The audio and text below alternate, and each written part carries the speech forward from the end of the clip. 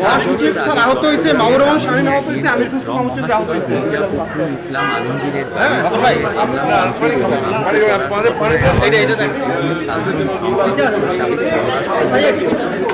হাসান মাহমুদ চট্টগ্রামের মেয়র রেজাউল করিম সহ 86 জনের বিরুদ্ধে মামলা।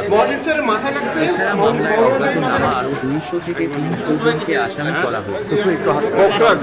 জুডিশিয়াল ম্যাজিস্ট্রেট ইনসাফ আলমের আদালতে মামলাটি করেন চট্টগ্রাম জেলা যুবদলের দপ্তর সম্পাদক রাজীব আলী।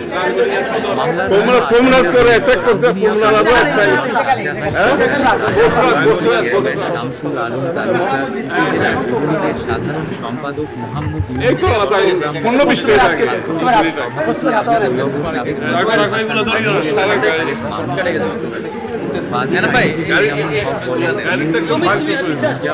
ইসলাম আলমগীরের গাড়ি বহরে হামলা, ভাঙচুর ও আহত করার অভিযোগে সাবেক পররাষ্ট্রমন্ত্রী ড হাসান মাহমুদ সহ 86 জনের নাম করে অজ্ঞাত 200 থেকে 300 জনকে আসামি করে মামলা আবেদন করা হয়।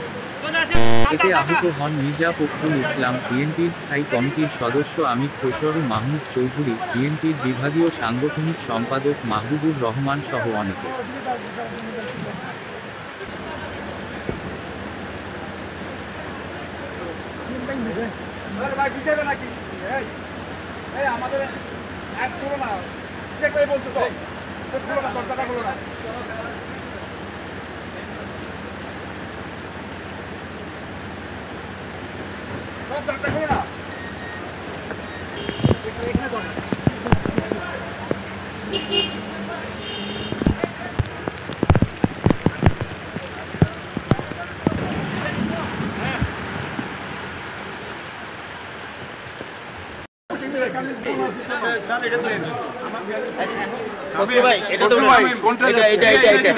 তুমি আগে পিছনে ওঠার ব্যবস্থা করো, পিছনে আগে ওঠার ব্যবস্থা করো।